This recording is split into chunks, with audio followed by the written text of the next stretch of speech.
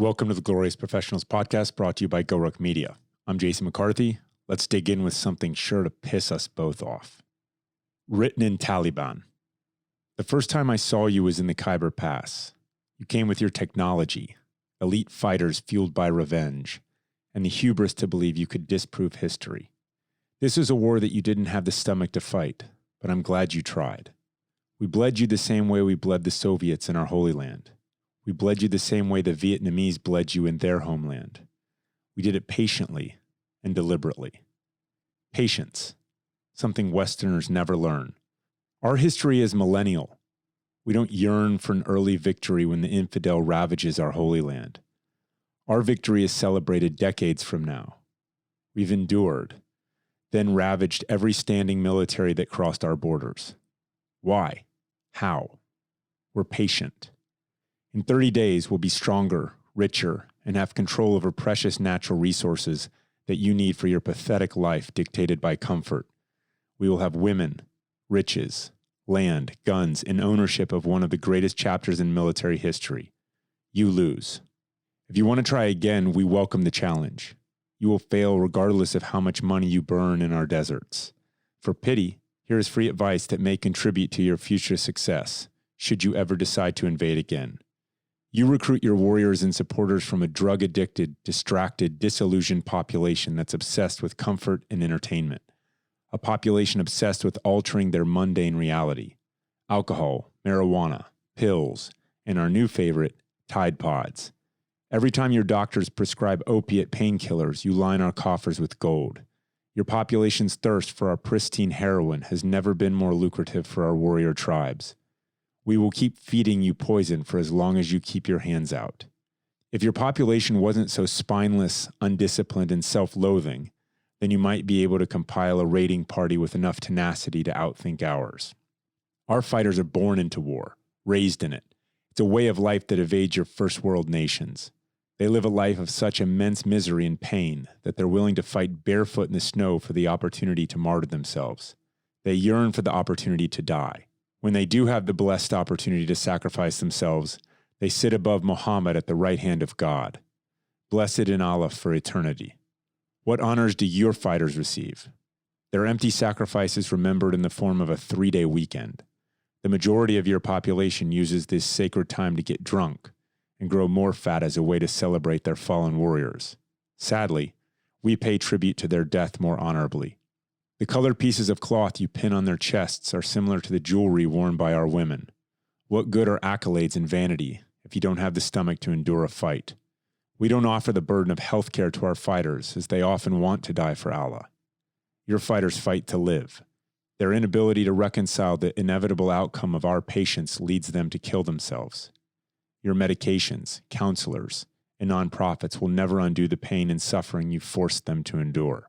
It will never remove the pain we've caused your broken nation. You are your own worst enemy. We will give your fighters credit. Some are creative, tenacious, and fierce. They outgun us in every way possible. But again, we simply wait them out. Allah is patient. You cycle them through our holy lands every 3 to 12 months for their combat rotations. After their tour is complete, they return to the comfort of their warm beds and endless entertainment. If you left them here in our Holy Land with no way out but to win, then you might have had a chance of success. The longer you poisoned our Holy Land with your presence, your rules of engagement only strengthened our position. There's only one rule in war, that is to win. Your commanders made you fight with your hands tied behind your back. Your rules also confused our fighters too. We're clearly the enemy. Why are they letting us go? Thank you for your compassion as it allowed our fighters to kill more infidels. We began to feel as if your commanders were on our side. We're thankful your most vicious dogs were never allowed off their leash. Your showcase generals make us laugh. You spend millions of dollars flying them around our country, inventing new ways to win while ignoring the guidance of our most capable foes.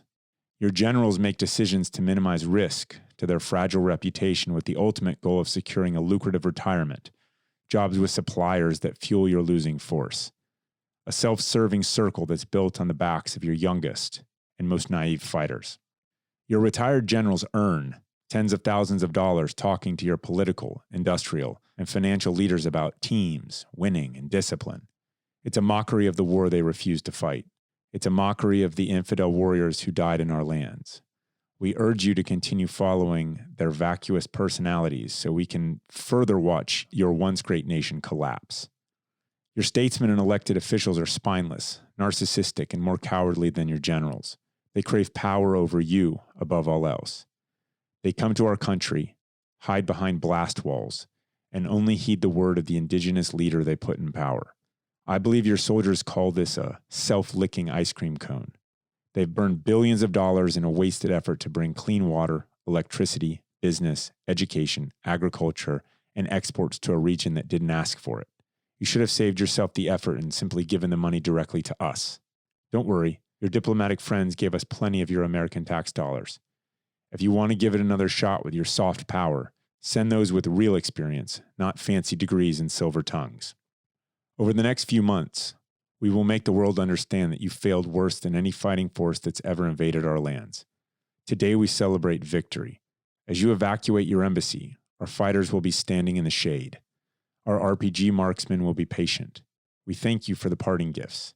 You'll find surface-to-air missiles staged in the back of Toyota pickup trucks that you purchased for us. We saw what Extortion 17 did to your nation and the morale of your fighting force. Do your citizens even remember that victory? We'll be repeating and improving upon our victory while your citizens and sympathizers evacuate in disgrace. Every one of your foes around the world will know exactly how to break you. You are welcome to fly your empty drones, target our cell phones, and send your spies, but they too will ultimately fail. We'll use their failures to show the world that you're not all powerful. You're a false front, an empty shell. You lie, cheat, steal, and are easily defeated because you lack the spine to fight. This is your history now. We're grateful Allah gave us the opportunity to show the world how to defeat the infidels. We look forward to seeing you again across the battlefield. Praise be to God, the Taliban.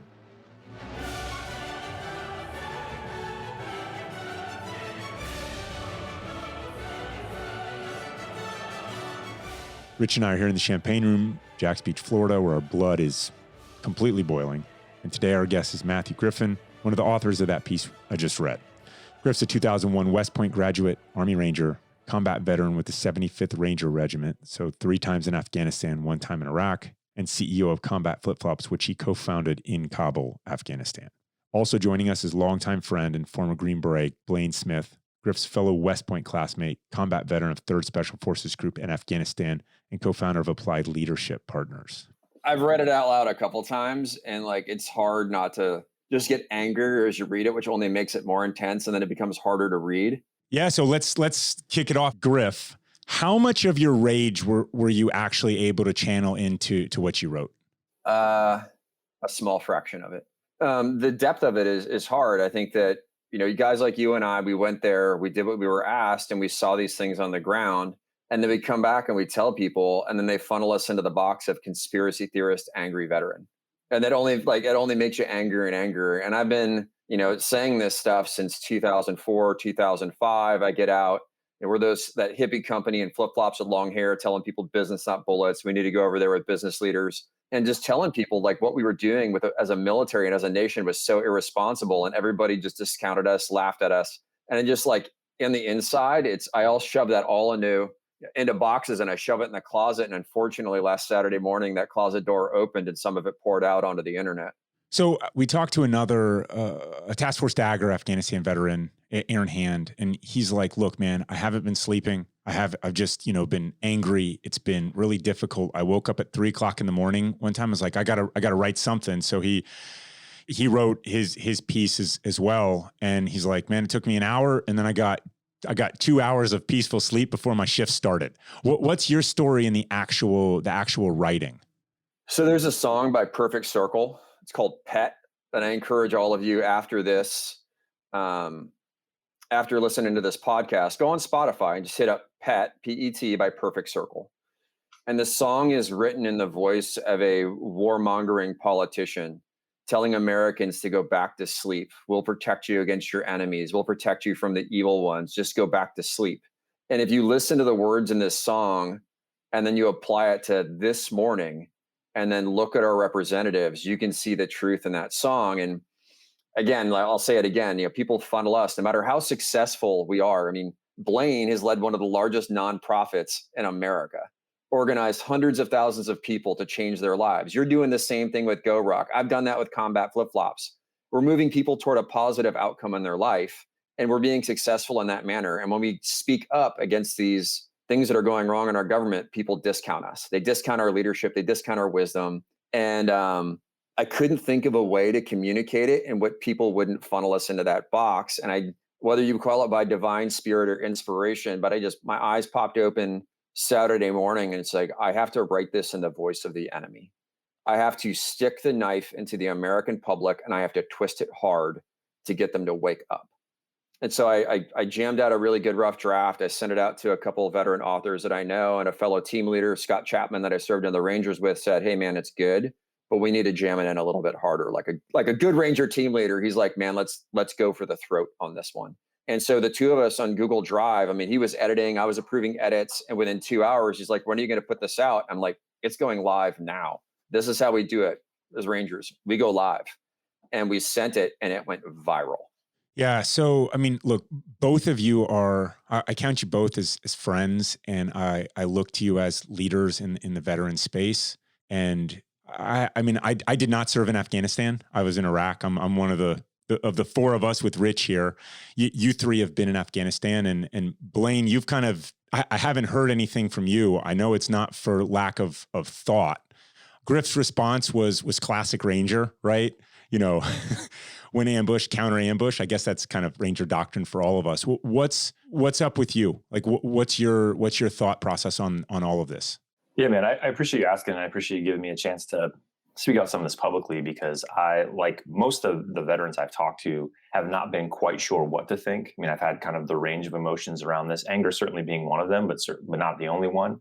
You know, sadness, confusion, it's churned up a lot of stuff for me personally. And I kind of made a promise to myself a long time ago that if I didn't feel like I really had anything to say, that I wouldn't say anything. And so my approach to this has been, until I'm even, like, I'm not quite sure what to feel, which means I'm not quite sure what to think about it. And if that's the case, then I'm not quite sure what to say about it. So I just want to be responsible with my words. And I've saved most of them for private conversations. So I've had a lot of private conversations with guys that were on my ODA that I served in Afghanistan with people like Joe Quinn and Brandon Young, my business partner. People have spent a lot of their lives and have invested in places like Afghanistan and others, just to sort of get our heads around it collectively and to support each other individually. So I've been spending most of my time doing that. I also spend a fair amount of my work time on a project via the Bush Institute, ironically enough, that is working to support veterans through high quality mental health care. So there's been a lot of action on that side of the house, as you might imagine. So we've been making sure that we can get people directed to good care if they're having a hard time dealing with this. So a lot of my work has been a little more personal, a little more behind the scenes. But in part of that, if I can just be honest, is that unlike Griff, who's had like a very intimate and ongoing connection with what's going on in Afghanistan and has been very involved and vocal about that, my experience in Afghanistan, as you know, Jason, I lost 5 of my teammates there. I had a very bad experience from a kinetic perspective, but also just from a political and a policy perspective. I was fairly disenfranchised with what we were doing there by the time I left. And it was particularly painful because I literally picked up pieces of my teammates and put them in body bags for an effort that I came to understand was just sort of a self-licking ice cream cone by the end of it. And as a person who's tried really hard not to be too angry, I couldn't help but be a little bit. And so part of the defense mechanism, I think, for myself has been just to kind of make peace with it. Like, I think when I left Afghanistan a long time ago, I at least felt like there's an inevitable and predictable bad ending to this. And I'm going to have to make peace with that so that I can be at peace personally, and then divert most of my attention toward taking care of veterans that were coming home from places like that. So that's sort of been my macro approach for a lot of years now. And as it relates to this sort of acute set of circumstances, I guess it's just kind of continued, if that makes sense. Yeah. I mean, Griff, like, I see you're out there. It's like, don't give these assholes another thing to be proud about. Like, don't kill yourself, I mean, yeah. That as a message is really strong. It's also, look, I always struggle with this from the standpoint of, when we come out and say that, it also stigmatizes veterans from the standpoint of, oh, you guys all want to kill yourselves now because you went to war. And it's like, it's just so polarized. I mean, and it shouldn't be, but it kind of is, and I know what Blayne's talking about, going through something that's really hard and it's like defense mechanisms, like Blayne, when I think about, or when you think about your guys, like specifically their last breath on planet fucking Earth was in Afghanistan, your teammates, brothers in arms. Like, I mean, there's a lot of guys out there right now that are going through this. Like, what's the actual emotional reaction? Like, what's the license to feel like with that? Yeah, I mean, I think you have a license to feel whatever comes up. I think that's important to state, by the way, is that, one of the feelings I've had over the last few days has been one of relief, if I can be honest. Like, that's not maybe popular to say, but to know that this situation is coming to somewhat of an end, and that we're not going to continue to send more good young men and women over there into an effort that doesn't appear to have any clear objective or desired end state, makes me feel a little bit of relief. I mean, as one of many emotions that have flown through, and I'm not trying to give myself a hard time for feeling that way. So I think it's important to state that, like, hey, whatever you're feeling right now, it's valid if that's what's coming up.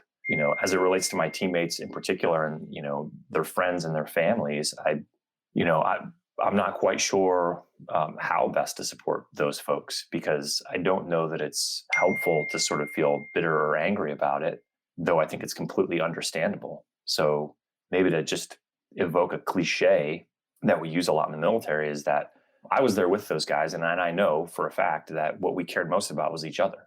So I'm not going to say that we didn't care about the mission or that we didn't care about Afghanistan. I mean, we wanted to do well and we wanted to do it right. But at the end of the day, we cared most about each other. And so if you were in that position and you fought, you took someone's life, like it was in support of one another first and foremost. And I think that's just the truth. So any of the fighting or any of like just the terrible acts of violence that people like us have been involved in, you don't have to tie that completely to American foreign policy or to an eventual outcome in Afghanistan. I think at the end of the day, when you jocked up and got on a bird and went on a target, you were trying to take a very bad person off the battlefield, and you were trying to defend these guys around you that were your family. And I think that's noble enough, and that's never in vain.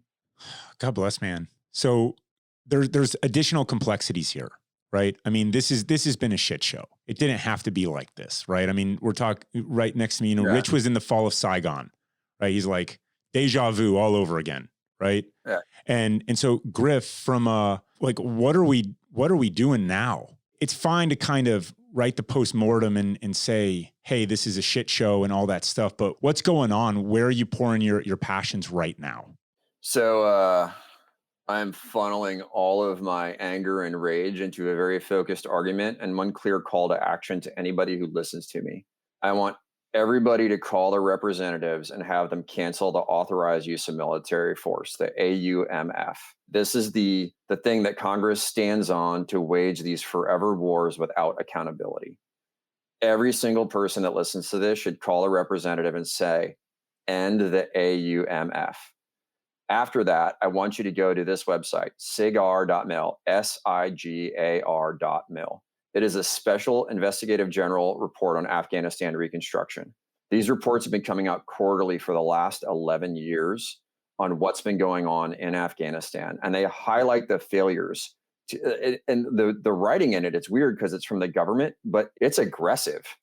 It shows in every which way that State Department was completely and totally incapable of executing the plans that they had made.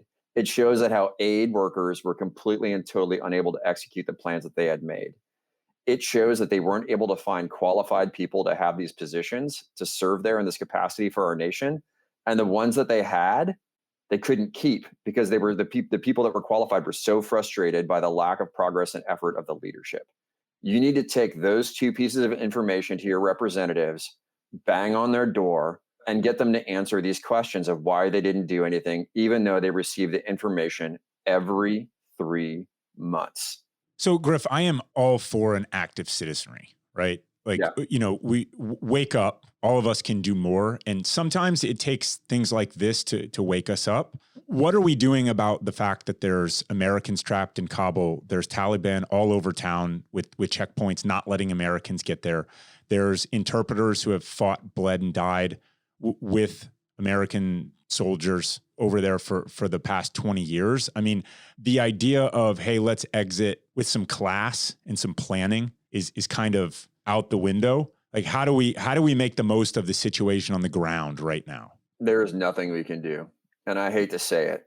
Like, literally, there is nothing that anybody can do other than sit and wait and hope for the best. We're currently, we're getting family members out, for our factory workers, we're getting our school workers out. We're pulling every string we have within 20 years of our service within the military community to actively get these human beings on manifests and get them on airplanes. That's just step one, just to get them on the list. And then, and I've been trying to think all morning of a way to explain this to people. You remember when COVID came down and you didn't see anybody outside? Like, you stepped outside and it was like a ghost town. And then you see that one guy running down the street and you're like, oh, that's really noticeable. That's what it's like on the streets of Kabul. Everybody's inside, everybody's locked down, and the only people out on the street are the people trying to get out of the country. So they've just essentially cleared the streets and made everybody moving there, especially if they've got a bag, a target.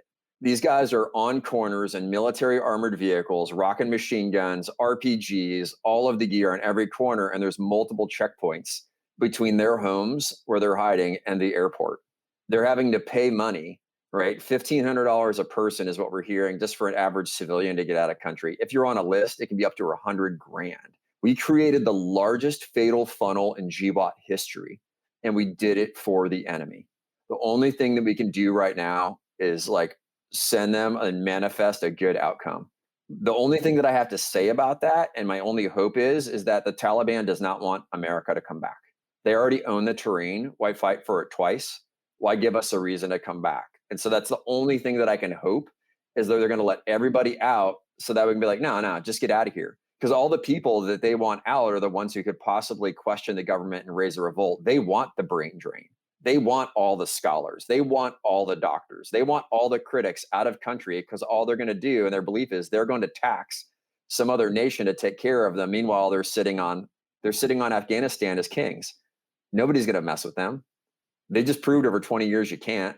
So that's the situation right now. There's nothing you can do. So what are you doing then? You said you're pulling all as many strings, whatever you have. I mean, you're manufacturing, or were manufacturing in Afghanistan, right in town. Yeah, we had to hide all of our inventory that had anything with America on it. We had our factory owners burn anything that they had that tied us to them. Any records, receipts, everything else. They're wiping all their phones. They're wiping their computers of anything that we've had to deal with them. And we're getting on conversations of WhatsApp. We've got them linked up with the manifest manager at Kaya. I pulled some inside strings on a few other channels to get them out, but there's no teams that can actually get out of the airport to go pick these people up and escort them. The only way that you get to the airport safely is you pay the Taliban and have the Taliban escort you to the airport. That's the way this works right now. If you've ever been to Kabul, this will make sense. It's the equivalent of, take the Mogadishu mile that they had in Somalia and the Rangers, multiply that by 5, add 5,000 militants in way better arms and armor and rockets, and then do that run with your family. Like, one of our interpreters yesterday, his wife got dehydrated and ended up in the hospital because she couldn't make the jaunt. It's not just combat guys who are doing this. This is men, women, and children. Children. It's crazy. Yeah. Blayne, what goes through your head when you hear that? It almost seems surreal. I mean, to hear what Griff's describing, kind of Moog Mile times 5, kids running down the road. I mean, it feels almost fictional. But if you've been to places like that, you can understand how it could become a reality. And I think that for guys like us, for most people, especially Americans, a feeling of hopelessness is hard to, or helplessness maybe, is very hard to kind of get your head around. My partner Brandon and I have talked a lot about, at the beginning of COVID, we talked about this. To be the kind of people that just want to jump in and kind of run to the sound of the guns and be helpful in whatever way you can, and to feel like you're just sitting on the sidelines and there's basically nothing you can do to, significantly influence the situation is a hard feeling. So my heart's really out to folks like Griff, who know these people and have been intimately involved. I've kind of put enough space between myself and Afghanistan, just sort of mentally, that it's almost surreal to imagine it now. But it also feels very, very unnecessary. And I'm not an expert. I've not been involved much at all lately. But I think that's the part that, if I am really angry, the part I'm most angry about is it just seems like we should have done so much better. And like the overestimation of the ability of the Afghan security forces and the underestimation of the Taliban, I think it's farcical.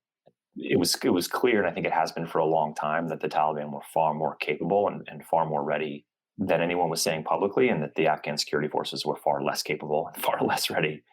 And to see the massive miscalculation, and I don't mean that to say anything bad about the Afghan security forces or any of their leaders. I just think that the writing was on the wall for a long time, and our ability to do this in an orderly way and to put so many people at risk in the process just feels like we just should have done so much better. So, Rich, when he starts talking about Mogue Mile and comparing it to that, I mean, you were there. What does it bring up, especially when he starts talking about families evacuating, and what's going through your head? Well, I immediately go back to 1975 in Saigon.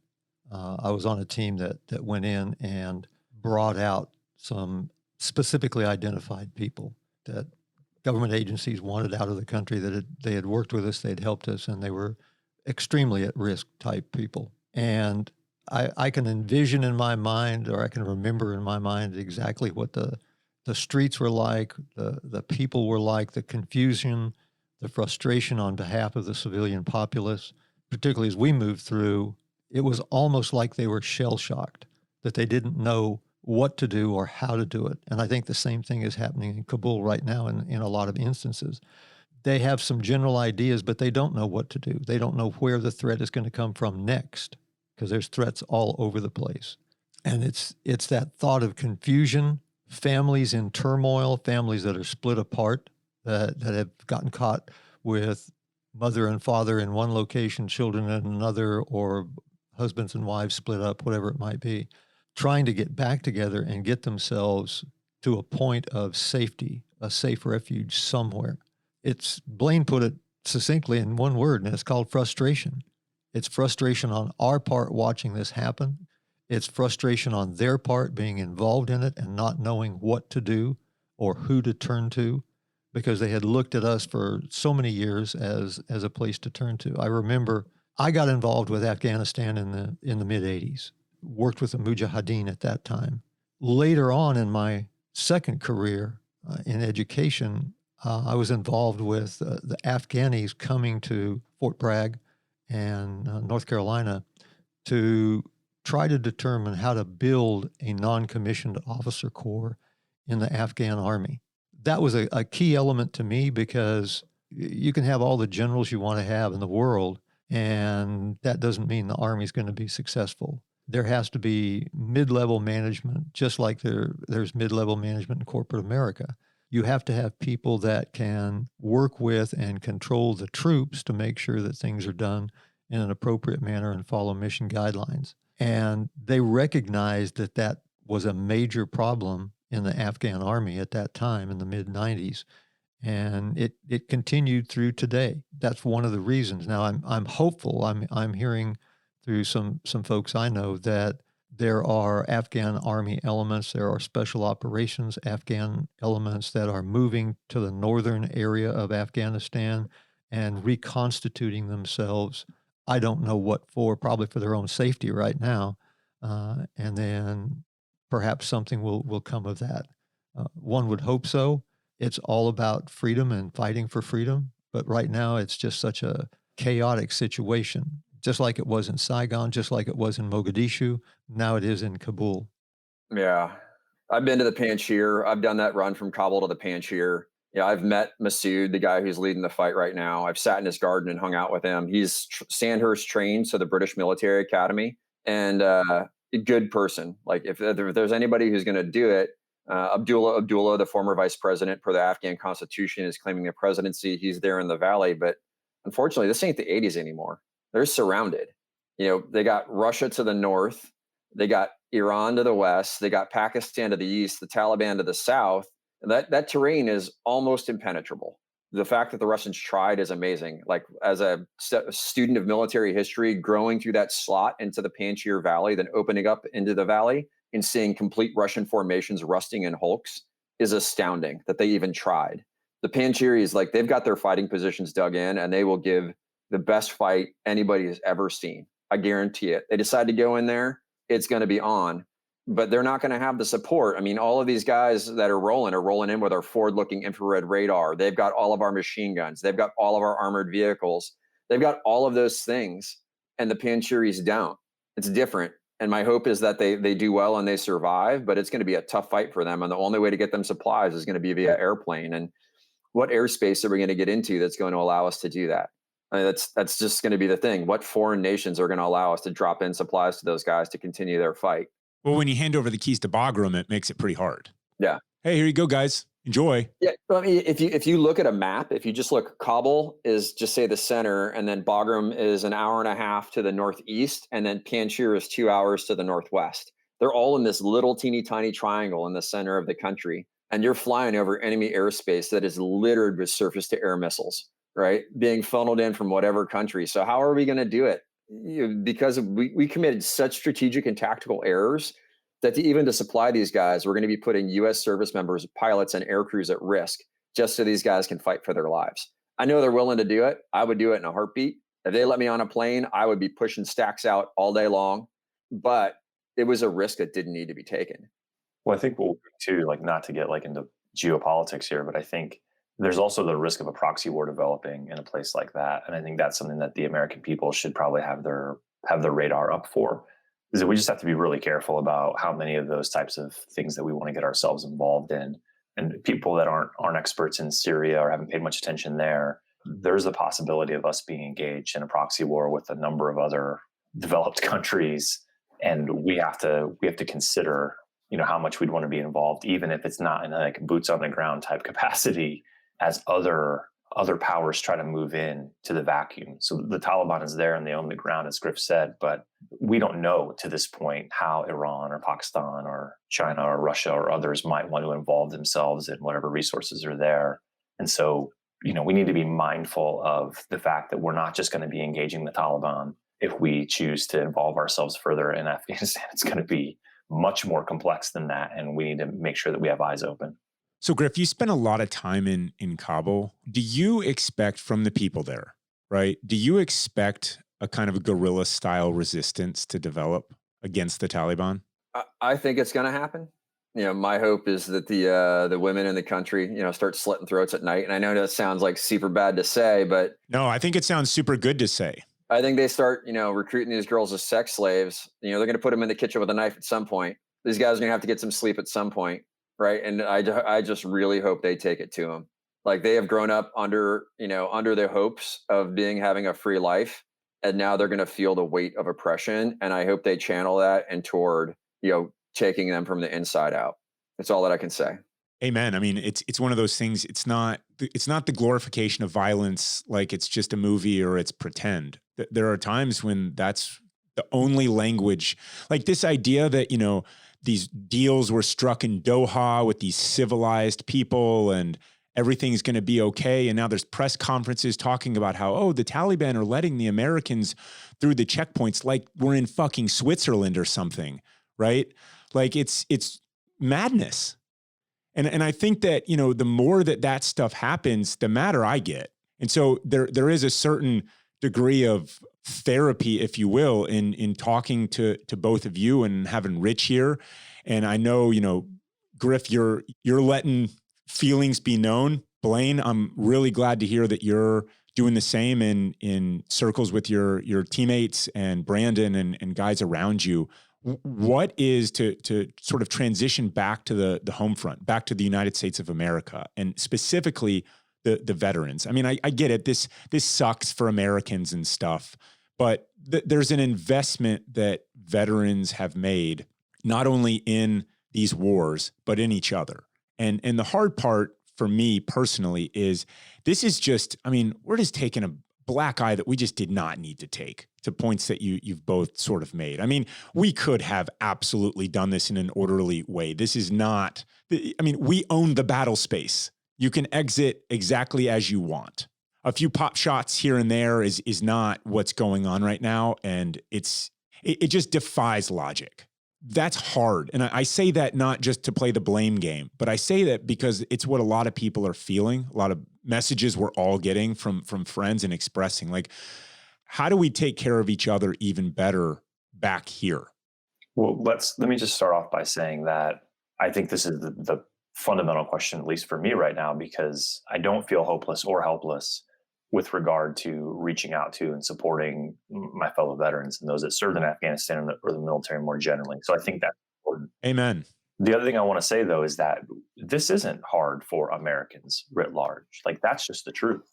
I think for most Americans, the situation in Afghanistan right now is no more bothersome to them than their favorite team losing a Stanley Cup playoff game or their team losing the Super Bowl. Like, I wish that weren't so, but that's the truth. I mean, there's been a very, very small percentage of Americans who have actually bore the brunt of these long wars over the last 20 or so years. And that's part of the problem. These things are allowed to continue to go on. They're allowed to continue to go on relatively unchecked, right? Because most Americans have not been adversely affected by what's going on over there in any kind of real way. So for folks to say now that like this is a huge black eye for us and we feel really upset about it, like you don't, because what's happening this past week over in Afghanistan has no more, major life difficult than what's been going on over the last 20 years. And that's not pointing the finger at anybody. I'm not upset with anybody, but I think that's a reality that we have to acknowledge, is that part of what has allowed the situation there to get as bad as it has gotten and for our withdrawal to be as poor as it was the fact that so few Americans by percentage have any real skin in the game or anything to lose in it. And I think when you start looking at incentives, there have been a lot of people who have benefited from the war efforts continuing on as long as they have, whether that's financially or otherwise. But don't even get me started on Hollywood. Please carry on. Yeah, and I don't believe in any kind of grand conspiracies around any of this with Halliburton or Northrop Grumman or whatever. That's not what I'm saying. But I believe that human beings are motivated and driven by incentives. And so if there are real incentives on the positive side for these things to continue relatively unchecked and kind of status quo to be maintained, and no one's really feeling the downside on the other end of it, other than a very small population of people that have served or are serving there, then of course, these things are allowed to continue. So I don't think, and I just want to point out, I don't think this is that big a loss for the average American person. And I think maybe we're lucky that that's the case. Maybe it's awesome that we live in a place where so few people can be adversely affected by such a great tragedy. But my focus right now is on trying to support the people that are close to me, support the people that kind of look and smell like those people, because I know they're actually going through a tremendously difficult time right now. And so I think that's where we've got to apply our effort. So how do we do that? Yeah, I would agree with Blayne. I've had countless, my phone's been ringing off the hook from my buddies and even my friends saying, "Hey, you doing okay?" And then people come and be like, "Hey man, I'm not doing all right." Well, again, I'll say this, don't give those pricks a satisfaction. Don't let them, take one more American life. And leadership is providing purpose, direction, and motivation. That is it. Our purpose right now is to make sure that this does not happen to our children. The motivation that we have is that if you care about your country, the direction we have is take it to your reps, choke them with it, make them answer why they didn't take care of our country and they just wasted all of this national potential. And then the motivation is we don't want this to happen to our kids. It's a foregone conclusion for our generation. The only thing we can do is save those behind us. That's it. That's all that we can do. We need to do our best to protect U.S. service members that are serving right now and the ones that are thinking about signing up. And you guys saw this, the poor families that, these kids had no way out but to join the military, and then they get thrust into these wars. And we need to make sure that the people who are trying to do their best and serve their country don't get shoved in these situations in the future. That's what we can do. I mean, to be clear though, Griff, I went and chose the war very willingly. And, both of us did. Yeah, I get you. Yeah, we did. I'm right there with you. Yeah. And we wanted this. And I'm not here to sit and say, hey, the blame game, failure. It just, there's a betrayal. And part of it is life is not fair. This was never going to be perfect. We never defined victory.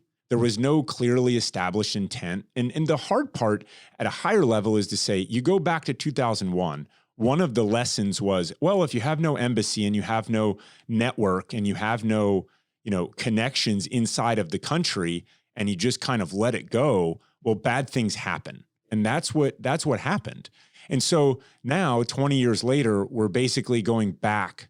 We're going back to that. Yes, our maps are a little bit better. And yes, we probably have more people's phone numbers, all the people that are trying to get out now, of course. And yes, we know more of the resistance fighters that are going to congregate in the north, but that's the hard part. So when you sit and say, like, Blayne, was it worth it? And other questions, what are the hardest questions that you're asking yourself, and how do you deal with them? I mean, was it worth it is a pretty heavy one. And I'm not trying to deduct the question, but I just don't think about it that way. I think that, and I mean this sincerely, I think that anything done in earnest is never done in vain.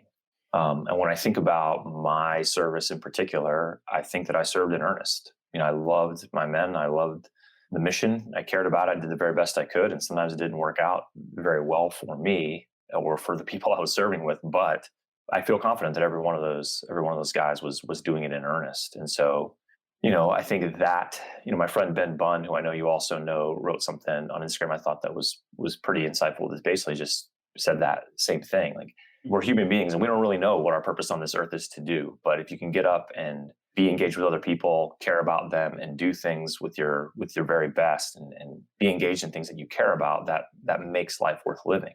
And so for my entire 20s, I got up every morning, and the thing that I cared about was taking care of my soldiers, being the fastest, strongest, most proficient soldier I could be, and at certain times in Iraq and Afghanistan, defeating the enemy. And I did all those things with the very best of my ability and with the best of intentions, frankly. I believed that what I was doing at that time was right and was just. And so what has happened now, 10 years later or 12 years later or whatever, doesn't change what went on in 2004, 2009, or during any of those times. And I think that for every service member that listens to this, every veteran, they need to remember that too, that you can't go back and rewrite history based on what happens sometime in the future. I think that's really important. Yeah, I agree. Griff, how are you dealing with the hardest questions? I just say, hey guys, we did the best that we could with what we had at the time that we were called to do so. And I know all of us can look back and say that confidently. There's an line that comes out of the Israeli military, out of their pararescue, is to save a life is to save a world. And I know at some point in time we helped an Afghan, and somebody wrote a response to my Written in Taliban piece from an Afghan civilian's perspective. It's like, you gave me a college education. You showed me the way. You enabled me to create a life for my family, right? It was written from that perspective. And we did create that. Like, us as U.S. service members, we created that space for so much good to happen in the world. And it is not our fault. And there's this, it's a Clint Eastwood movie from the, it's either 60s or 70s, but it's Two Mules for Sister Sarah. And this is the one that really enabled me to undo the burden of a lot of the stuff that I felt downrange. And so he was a former Union soldier who is now a hired gun and was getting this, nun to a little rebel group. And she's giving him a hard time about not being a patriot. And he looks at her and he says, everybody's got a right to be a sucker once. Like, I read all the books when I was younger. I watched all the movies. I went to the military academy. I went to Ranger School. I drank all the Kool-Aid, and I did what I thought was right based on what I was told. And when I got there, I saw it was something different, and that's okay. Everybody has that right to be fooled, but we can't let it happen again, and we can't let it happen to the generations behind us.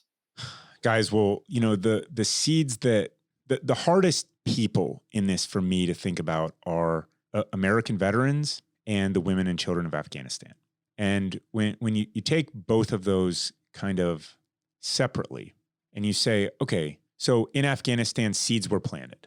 And, you've got these incredible individuals, leaders, these folks in America who have served overseas, who are the people and the leaders that they are, who have the voice and the confidence in order to tackle the hard issues, in order to speak truth to power, in order to bring out the big megaphone and to have the private conversations, both and all, right? That exists because of our service overseas. And America needs those voices now more than ever. And those voices were paid for in blood, and they were paid for in sacrifice. And there's some silver lining there. We can't go back in time, but we can do what we can do with what we have. And we've learned a lot. So amen to sort of paying it forward. And to the other side is that there is this taste of freedom that has been planted, this seed that has been planted amongst the women and children specifically in Afghanistan. And I'm right there with you, Griff, man. It's like, rise up. It's not going to get better. They know it. The women and children specifically, and the men in Afghanistan, they know it. Like the Taliban, man, it's like, oh yeah, they've changed, right? They stay in one fancy hotel in Doha and now they're different people. I mean, come on, give me a break, right? So Blayne, you're exactly right to bring up, there is going to be proxy wars. There is going to be requests for support. I mean, special forces are all over the globe, 80 countries right now or something, right? Afghanistan's another country at some point, and how we're going to approach quote unquote support for Massoud and for, Northern Alliance 2.0 and all that. Those are really relevant questions that are going to be solved by thought leaders framing arguments in thoughtful ways. That's what we can hope for anyway. And so it's really difficult to watch what's going on. And I know a lot of people are feeling that. And just sort of, I think that the veteran population owes you guys a debt of gratitude for just kind of leading from the front. And so any parting remarks, any things in closure, any last things you'd like to get out? I'll offer a couple of resources if it's okay. I think that if you are a veteran or a family member or someone that's just sort of wrestling with this right now, there are places you can go if you need some help. I mean, if you're really in crisis, the VA crisis line is actually manned by really, really amazing people. So if you just need someone to talk to and you're not sure where to go, that's a good place to start if you really feel like you're in a bad spot. You can also go to veterancheckin.org, which is the project I've been working on, led by the Bush Institute, which will get you to a human being who can then kind of triage you to an appropriate mental health resource if you need one. Headstrong project, getheadstrong.org is a great organization. If they're in your area and you're looking for mental health support, that's free and confidential. The Cohen Veteran Network is another one you can go to, free and confidential. Vets for Warriors is another place that's got a great kind of hub that will get you to something that's appropriate to you if you need something. And then if you're of the post 9/11 era, the Wounded Warrior Project's Veteran Resource Center will also take as long as it takes to get you pointed in a direction where you can get some of the support you need. So that's a lot of them I just rattled off right there. You can go back and listen to it. But the bottom line is, if you feel like you need to talk to somebody or you're just not quite sure what to do, take a step in a positive direction and let people who really mean well and really know what they're talking about help you figure out what maybe the next step is. Yeah, maybe go outside, take 10 deep breaths and call someone. I mean, yeah, you can find me on the internet if you need me, by the way, and I mean that sincerely. So yeah, I'll say if you're struggling and you're challenged, do what Blayne said. Do that first. And when you feel your way through that hole, I'm going to give you some direction. Go to sigar.mil, SIGAR, print out the most recent report, grab that thing and walk it down to your congressman's office and make them answer to it. Make them answer it. Make them commit to cancel the authorized use of military force, the AUMF. Those are two things that we can do immediately to keep this to happening to our service members in the future. Awesome, guys. Well, thanks so much for your time and your perspective. It's much respect to you. Got anything in closing, Rich? No, good comments. Thoughtful. Brothers, thanks for coming on. We respect you, appreciate you. Keep fighting the good fight. Yeah, thanks for the opportunity, man. Later.